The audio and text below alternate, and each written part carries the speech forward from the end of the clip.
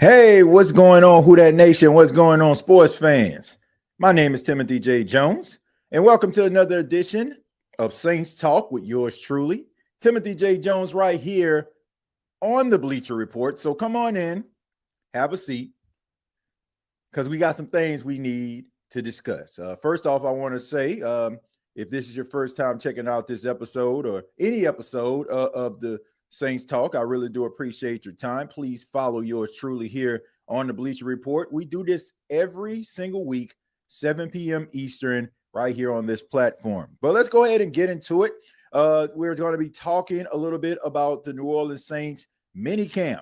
Day 2 of Saints minicamp took place on Wednesday. And, you know, the New Orleans Saints are trying to gear up, right? They're trying to change some things around. You got a brand new coach in Kellen Moore, and you have two young quarterbacks that you are hoping could be the future of this franchise. And both quarterbacks are bringing their A game to these offseason activities. I'm referring to Tyler Shough, the second-round pick of the New Orleans Saints, and Spencer Rattler, who had some starts last season. He started in a total of 6 games for the New Orleans Saints. And, you know, this could be a situation, if you're Spencer Rattler, where a team that you started on for 6 games decides to go out and draft a quarterback in the second round. And stop me if you heard this before, but it's the highest the Saints have drafted a quarterback since, you guessed it, 1971 with Archie Manning. It has been something that has been talked about ad nauseum among Saints fans. It could have easily been Spencer Rattler just threw in the towel, gave up the ghost, and just accept defeat.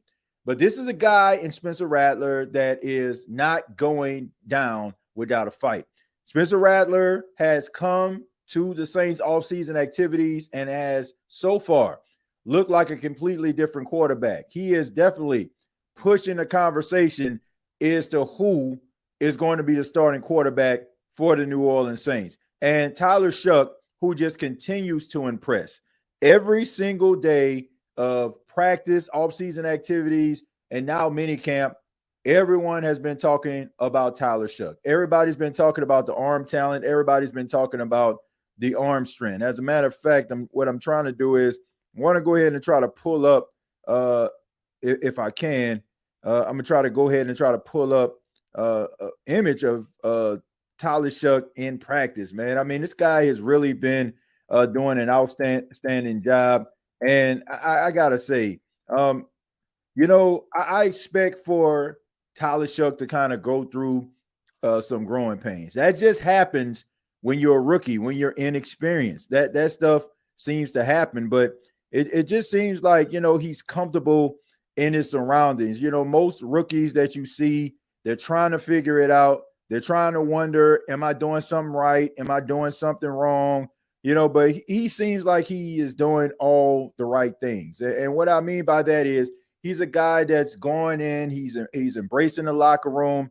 He talked about to the media after the first practice of minicamp how you need to command the huddle, how you need to get the guys in and out of the huddle, how those little things can show your team that you appreciate the little things, and it makes them appreciate you for going out there trying to do your best. So I think that Tyler Shough is going to be a solid quarterback. Now, I'm not going to go out on a limb and say, oh, man, this guy's going to be the future of the franchise. That remains to be seen. But when you look at the arm talent, when you look at his ability to scramble around, he's not one of those guys who is tall but a statue in the pocket. Yes, he's 6'5", about 220, but he can move, man. At the combine, he ran a 4.7. Like that's pretty fast for a quarterback. So his ability to be able to escape the pocket, be able to throw on the move, some of the different angles he can throw, I think that is going to be a plus. It's going to be tough for Spencer Rattler to win this starting job, especially when Tyler Shough is throwing the ball really, really well. I spoke to quite a few beat writers for the New Orleans Saints that were out there at the event, just got trying to getting their pulse on what's going on out there. And everybody pretty much said the same thing. Tyler Shough's arm talent is amazing to watch in real time.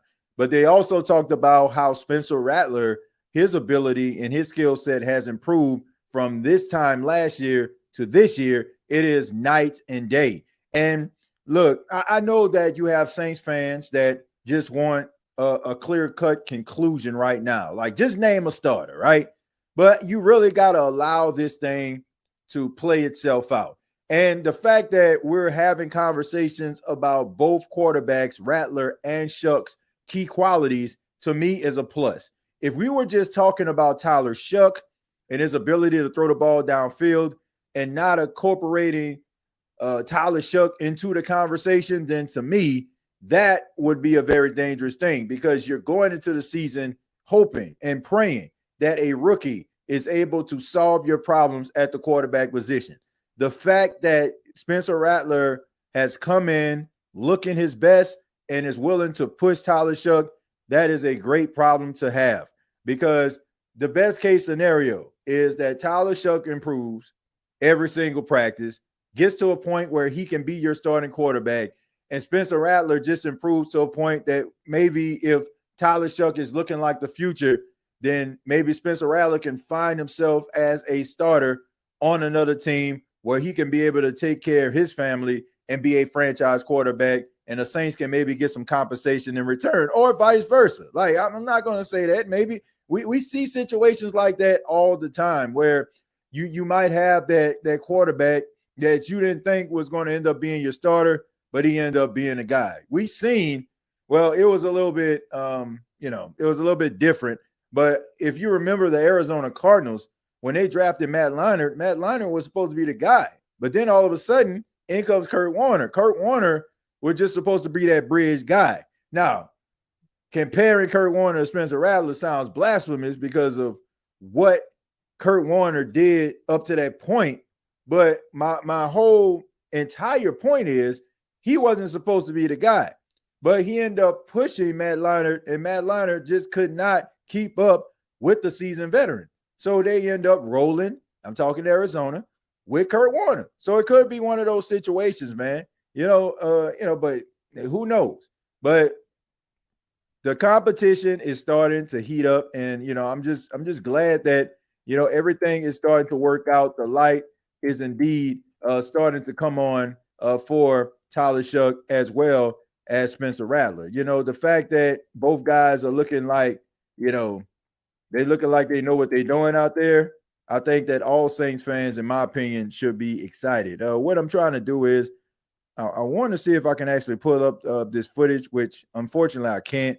But I encourage you to check out X, and you'll be able to check out like some of the footage from day 1 and day 2 of Saints minicamp. And, as we move on, let's talk a little bit about some of the players at Saints minicamp. Let's talk about Alvin Kamara returning to the team for the first time this 2025 season. We know that Alvin Kamara likes to practice on his own. He likes to train on his own during the off-season activities that are voluntary, right? Like when you can actually have a choice to come in. Tyrann Mathieu, another one that decided to practice and train on his own. But both guys return to the Saints facility for minicamp. That's no surprise there. Alvin Kamara, that is a player that you don't have to worry about. He's always going to come in shape. He's going to be ready to rock and roll.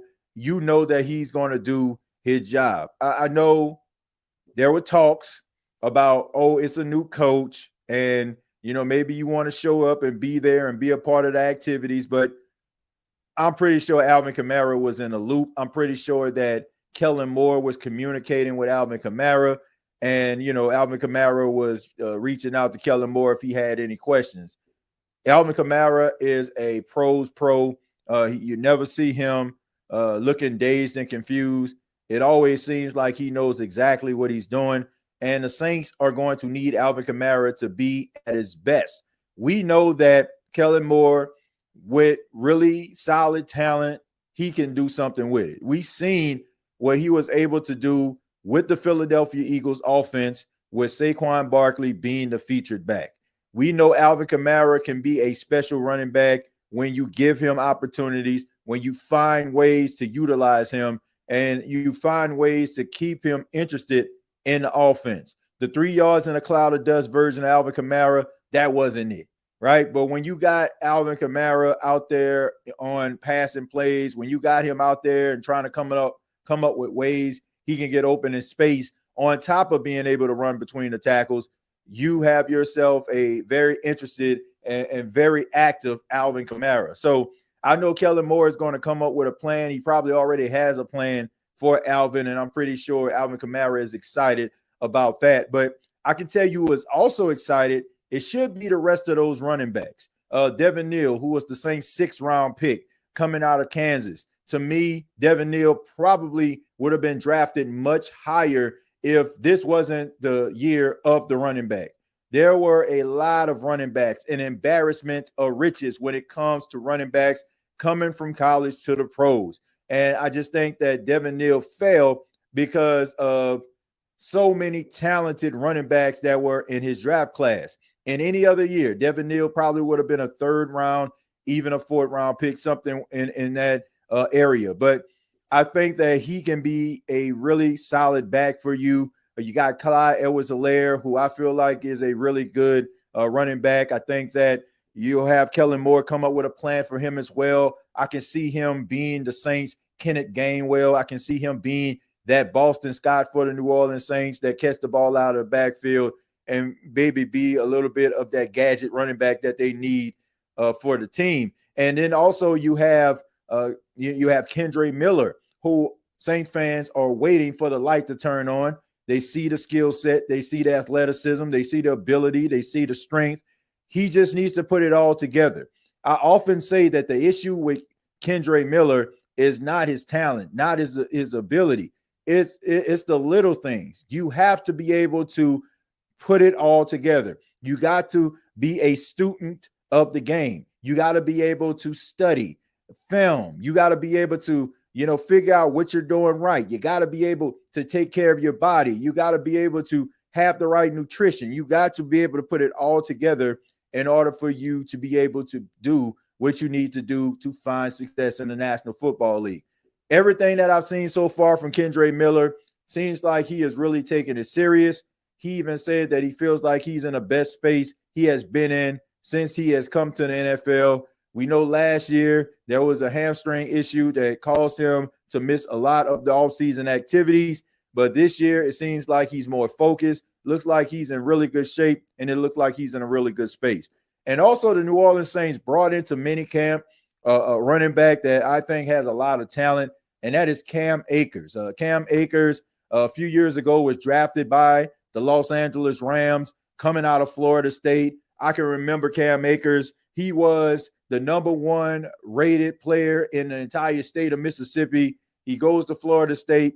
I remember Florida State was going through hardships. They ended up firing a coach. Everybody thought that Cam Akers was going to leave, but he ended up staying, and he ends up getting drafted by the Los Angeles Chargers in the 2nd round. He had some good, solid games. I think that things were starting to come together, but unfortunately, he suffered an Achilles injury, and that has him bouncing around the league. I think that he could really compete for a position on this team. I think that he can really push some guys. If he is healthy, then Cam Akers can be a sneaky find for the New Orleans Saints. It doesn't hurt for them to bring him in. Kellen Moore spoke to the media after practice on day 1 of minicamp, and he says there's nothing wrong with bringing a guy in, kicking the tires on a very, very talented guy like Cam Akers. If it doesn't work out, then, hey, we tried.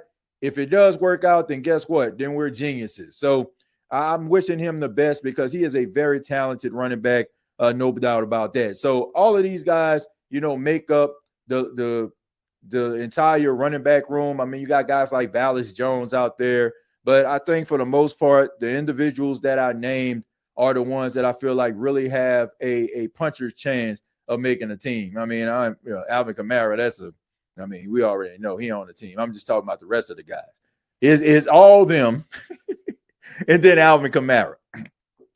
And also, we move on to the wide receiver position. There were some moves that the Saints tried to make or attempted to make. And one of those moves was to bring in Gabe Davis, at least for a visit. Gabe Davis' name has been surfacing around the National Football League, around several NFL teams like the 49ers, the Giants. I think he visited the Steelers, and then the Saints bring him in for a visit.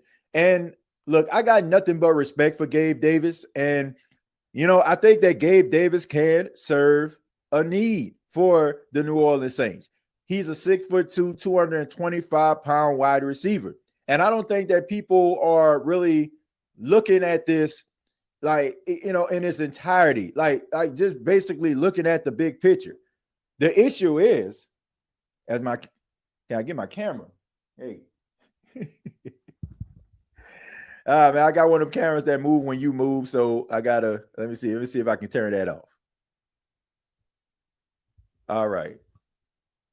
See if I can. I'm trying to get it to focus in on me. There we go.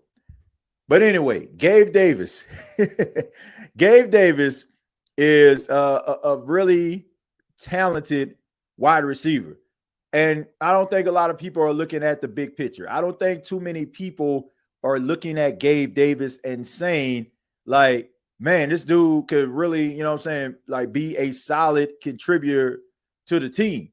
They want maybe Gabe Davis to be a 1,000-yard receiver. And to me, the Saints don't need that from a guy that just needs to serve a need. You got Chris Olave.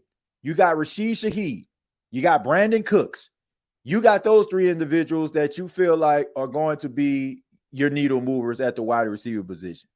A guy like Gabe Davis needs to be just a big body on the field, right?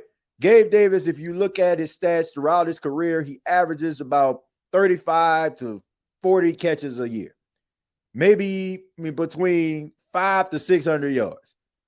He averages 6 to 7 touchdowns. That is the key to me, because when you're in the red zone, when you're trying to score, when you're trying to put points on the board, that's when you can rely on a guy like Gabe Davis. He's a big target and he can make plays.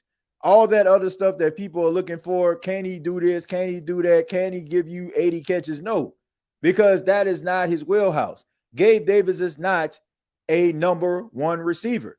He has never been a number one receiver. So why are you looking for a number one receiver in Gabe Davis? And then on top of that, he is a guy that will come in on a player-friendly deal. He already is going to make a lot of money in 2025. Why, you ask? Because of the Jacksonville Jaguars. The Jacksonville Jaguars released him, but they were supposed to give him, or they are going to give him, a guaranteed of $24 million. That was a part of his contract. So they gave him 11.5 last year. They're giving him, once again, 11.5 this year. So I know that don't measure up, about 23, but I feel like there was something in between. Maybe it was a signing bonus or something, but he's supposed to get $11.5 million. All right. So he's going to play on a friendly deal. There's nothing wrong with that, right? Kick the tires. He can service a need for at least 1 year until you figure it out. And then maybe next year, you can actually get that 1,000-yard receiver that you need. But in the meantime, you got a guy that can help you in the wide receiver room. You look at wide receivers like Bub Means. I think that he's talented. I think that he showed some flashes and gains, but between the injuries and not really being a part of the offense until everybody got hurt, I don't think that you can go into the season relying on a 4th-round pick, trying to be that guy that you need him to be as that big target. Donovan Peoples-Jones, he had some solid seasons in the National Football League, mostly with the Cleveland Browns. That's probably where he was most productive, but you can't rely on those guys. Gabe Davis has been in big games. Gabe Davis has made plays, and he's pretty consistent when it comes to the yards and the touchdowns. Last season, it was really, really low. People are saying that it was a disappointment, but the man had a torn meniscus. I think he went down maybe late October, early November. So pretty much, everything did not pan out for him because of the injuries. So if he can pass a physical, everything works out, I would definitely bring him in. I think that he will be better than any one of those guys that you're relying on to be that big target at wide receiver. Offensive line, the New Orleans Saints keeping the offensive line consistent. Consists of Calvin Banks Jr., the Saints' first-round pick at left tackle. I'll get to this guy in a second, but we'll move on and say Eric McCoy at center, Cesar Ruiz at right guard, and Tallahassee, who played left tackle last season, moves to his natural position where he played at Oregon State and what he is known for playing at right tackle. But the biggest and most intriguing thing about the offensive line has been Trevor Penning. Trevor Penning, who played right tackle last season, is sliding in to left guard. And, that has been a topic of conversation, or at least one of the topics, how he will be able to pan out at left guard. I have said this so many times that Trevor Penning could be a really good guard because what he does well is, be a mauler on the offensive line. In the running game, he is a mauler. He likes to put his hands on people. He likes to give you a little bit of extra. And I just think that that is a position that he will thrive. And a lot of people start looking at size. They look at, left guards. They feel like maybe they shouldn't be as physically imposing as a left tackle or a right tackle. But we have seen over the course of the years that those big guys who probably played tackle, teams have been sliding those guys into the guard position, and it has worked. The Saints did it with Andres Pete. Andres Pete was a left tackle. Then, he played a little bit of right tackle, and then all of a sudden the Saints put him at guard, and that's where he was most productive. Was he the best guard in the NFL? Absolutely not. But he carved out a lane for himself. We've seen it with the Philadelphia Eagles, and Kellen Moore even talked about that at practice, finding a spot for Mekhi Becton. Mekhi Becton, who was a tackle, played for the Jets, ended up being drafted in the first round.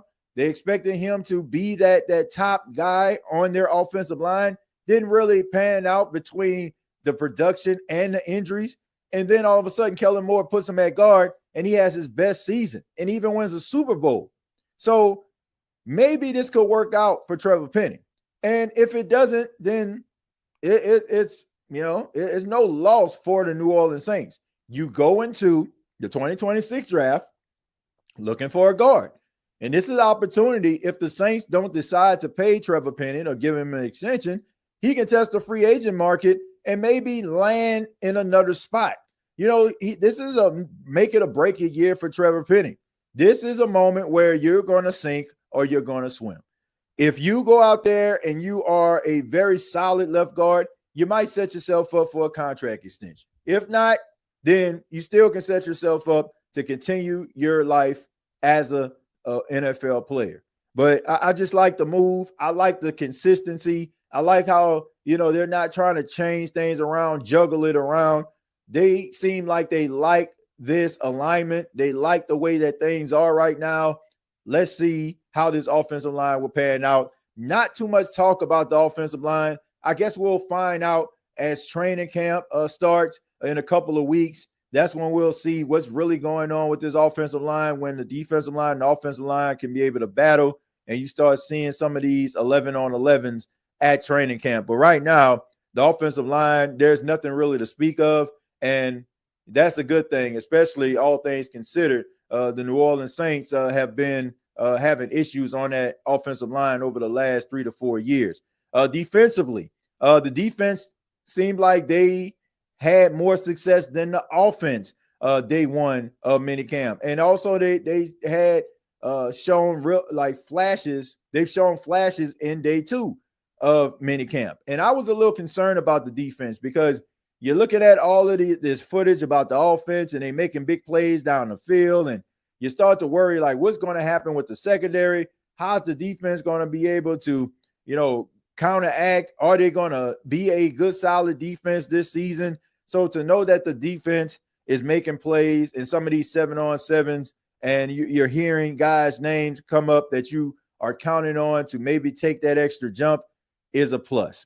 Let's start with the secondary. When you look at the secondary, there are still question marks. because I feel like the New Orleans Saints may still need to take a look at the secondary. You're counting on second-year player Kool-Aid McKinstry to take that step forward. Alontae Taylor, who you're probably counting on in the slot to make plays. You got Justin Reed and Tyrann Mathieu. These are seasoned veterans that have been there, done that. So I expect for them to be pretty solid. But who is going to be on the opposite side at corner? I mean, what you got, Isaac Yiadom out there. You know, like he comes back to New Orleans Saints, was pretty solid. So solid, that's the reason why he ended up leaving the New Orleans Saints, because he was able to, you know, have a very solid season, and he ended up getting a contract and got himself paid going on to the 49ers. So, but who is going to be that guy to step up? There's a competition going on, but there's also some other cornerbacks that are out there right now that the New Orleans Saints maybe can reach out to, like Jair Alexander, who got released by the Green Bay Packers, a former All-Pro. But the biggest issue that everybody has is not his talent, not his ability, but his availability. He only played in 14 games in the last 2 seasons. That's not good, right? But when he's out there, he's making plays. It kind of resembles that in some Saints fans' eyes as the Marshawn Lattimore situation, where Marshawn Lattimore is a dangerous cornerback when he is healthy, but it seems like he's always down on the sidelines, hurt with a hamstring injury or something that's nagging him, that's causing him to miss games. So do you want to take that gamble with Jair Alexander? I would take the gamble if it came at the right price. If you're talking about paying him like he's coming in, he's going to be Darrelle Revis, I wouldn't do it. But if you're telling me that is a team-friendly, prove-it deal, kind of similar to that of a Chase Young, where you just signed Chase Young to a 1-year deal and you made Chase Young prove that he can stay healthy, that he can be productive, that is what the Saints need to do. If Jair Alexander was okay with that, I wouldn't have any problem with it. But I will believe that Jair Alexander will have some suitors. I don't think that he would just have to resort to a prove-it deal with the New Orleans Saints. I feel like his phone is going to ring because of his talent, because teams know that he is one of the best in the league. So, but the Saints definitely need to take a look at that cornerback position. They're young, they're inexperienced, and a lot of those guys are trying to figure it out and what they're going to do as players in the secondary. The linebackers, it's a pretty solid group. You think about Demario Davis, you think about Pete Warner, you think about some of these other guys that have been on this team over the years. You know, you're looking at Warner, you're looking at Demario Davis, you're looking at Danny Strutzman, a guy who comes from Oklahoma. Seems like he has been a tackling machine throughout his collegiate career. Can he be that for the New Orleans Saints? You have to be able to count on these guys. You got to be able to hope that these guys can make some plays. Isaiah Foskey, maybe a change of scenery when it comes from a 4-3 to a 3-4 defense can be able to help him. Maybe they will utilize him as an edge rusher and he can go out there and shine. But this is a moment for Isaiah Foskey. This is a second-round pick for the New Orleans Saints a few years ago that you counted on to make plays, and he has yet to see the field. But I don't think all is lost, because the reality is we know that the Saints have kind of failed some of these players. They have failed these players and not allowed them to really utilize their strengths. And when they go to other teams, when those teams allow those players to utilize their strengths, that's when you start seeing their full potential on display. So hopefully Kellen Moore, Brandon Staley, the defensive coordinator, they can find ways to be able to utilize the strength of these players in order for them to live up to their potential. This is a make it or break it to me for Isaiah Foskey. I'm sure that Kellen Moore is not just saying this as hyperbole. I believe that Kellen Moore is giving all of these players the benefit of the doubt. Everybody has a clean slate. He's not going out here saying, oh, man, this player right here, I'm going to choose this player. Like, he really is giving guys opportunities to make an impression and change the narrative of not only what fans think, but what the team may think about them, and giving them an opportunity to be able to shine. And finally, I want to talk about another player that returned to the organization for the first time this season, and that's Taysom Hill. Taysom Hill, who suffered an ACL tear late last season, still trying to work his way back. I don't expect Taysom Hill to be out there doing any activities, training camp or what have you. He still has quite a way to go. You think about a guy who's 35 years old, up there in age, has been through a lot of battles, has had a lot of injuries throughout his career. I expect for him to be out, and I don't think that the Saints need to rush him back.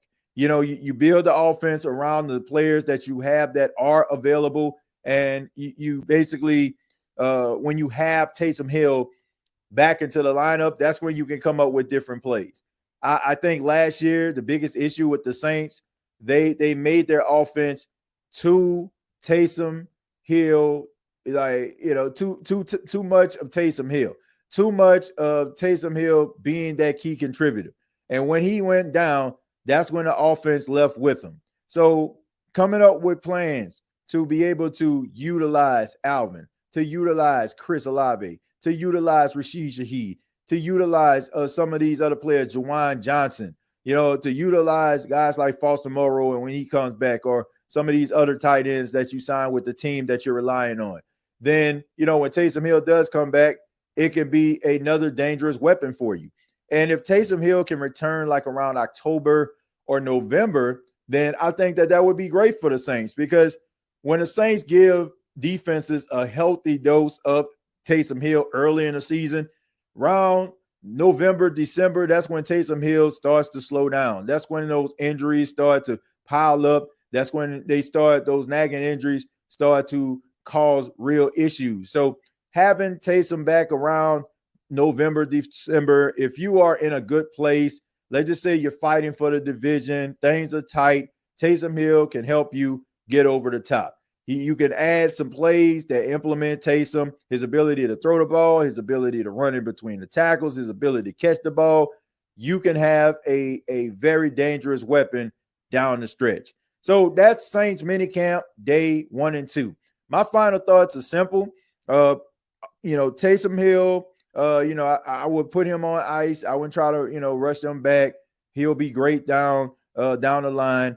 Tyler Shough and Spencer Rattler, this competition is very, very good. Saints fans should be excited that you have two quarterbacks that are pushing one another. Both guys seem like they're making plays. You see Spencer Rattler getting the ball out of his hands quickly, making precise, quick decisions, something that he didn't do last year. To me, Tyler Shough still got that little hitch in his step, but he has a really good arm talent. And if he can get it, together when it comes to, getting that ball out of his hand, making those decisions, then you can have yourself a very, very dangerous young quarterback that can give you some success, something that the New Orleans Saints haven't had in the last 4 going on 5 seasons. But thank you so much for checking out Saints Talk with Timothy J. Jones. I hope that you enjoyed the show. You can follow me on X at TJAYJones8. Also, check out my podcast entitled The State of the Saints podcast that's available on YouTube. We'll be back next week breaking down Saints minicamp and other storylines that involve your favorite team, the New Orleans Saints. Till next time, all I got to say is, who dat?